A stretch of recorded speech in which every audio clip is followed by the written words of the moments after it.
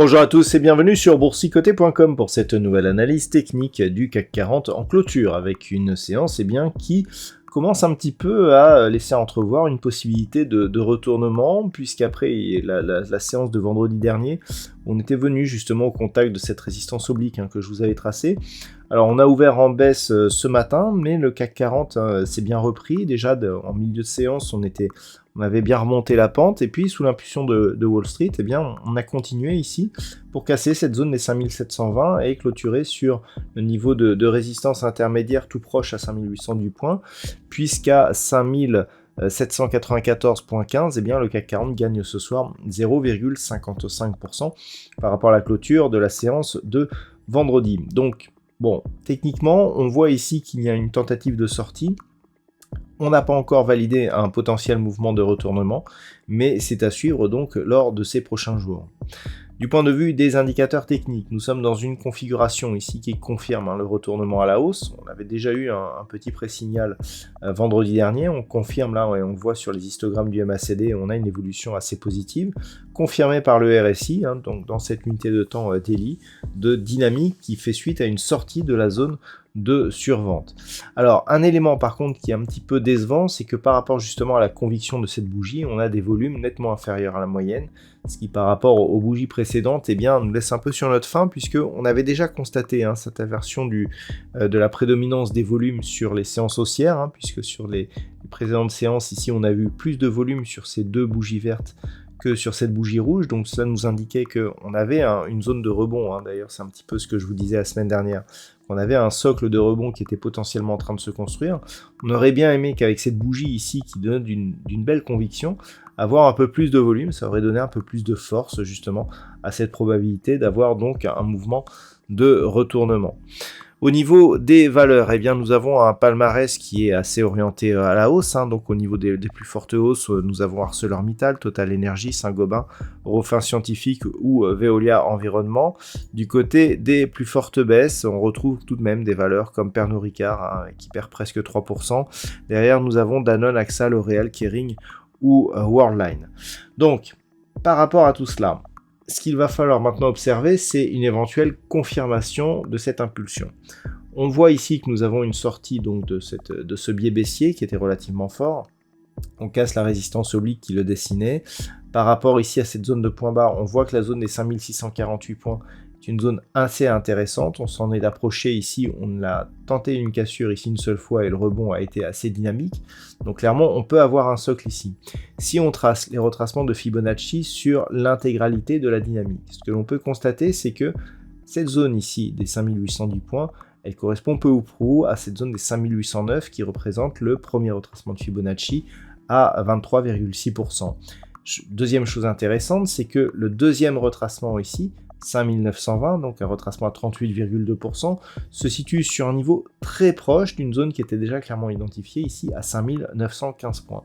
Donc là, en fonction de la manière dont se développe ce mouvement, ça va être intéressant car les retracements de Fibonacci qui nous donnent justement des repères sur des éventuelles phases de rebond ou de consolidation pour les phases haussières, là seront doublés de niveaux résistants, mais soit intermédiaires, soit majeurs.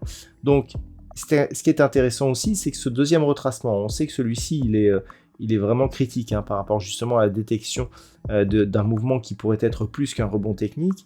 Il intervient ici sur un gap qui avait été ouvert ici entre ces deux séances. On a la moyenne mobile 20 exponentielle qui va venir tangenter ici avec ce niveau si les cours continuent à monter.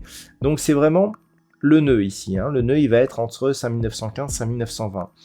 En dessous, on a ici le premier retracement de Fibonacci, ce qui veut dire que si on casse cette zone ici des 5810 points, eh bien on aura la validation d'un rebond technique qui est en train de se mettre en place. Donc on pourra viser un retour ici sur la zone 5915-20, voire un contact sur la moyenne mobile 20 exponentielle. Et ce n'est qu'au-delà de ces niveaux eh bien, que l'on commencera à avoir un mouvement d'affaiblissement justement de cette impulsion, puisque c'est sur rupture du retracement à 38,2% de Fibonacci que l'on considère que le mouvement commence à s'affaiblir. Ensuite, on a la zone 6035, qui était précédemment ici une zone de support, et donc qui avait provoqué un rebond avant ici franchissement. D'accord, donc on avait franchissement ici d'ailleurs sur ces deux bougies, on a retesté cette zone comme résistance. Si les cours cassent ici le retracement à 38,2%, on a ce niveau ici des 6035 qui sera juste dans la zone 50-61,8, et si les cours continuent à monter ici et cassent la zone des 6137 points, on aura rupture ici du 61,8%, et donc totale invalidation, voire possibilité de revenir ici sur une zone proche des 6400 points. Donc ça c'est le déroulé à moyen terme. Pour le court terme, on observera donc une éventuelle rupture de la zone des 5810 points, tant que les cours restent ici entre ce point bas, 5628 et 5810, nous sommes dans une phase d'oscillation, donc de temporisation horizontale, qui ne remet absolument pas en cause la tendance. On est toujours potentiellement, tant que l'on est sous 5810, dans une dynamique baissière et forte.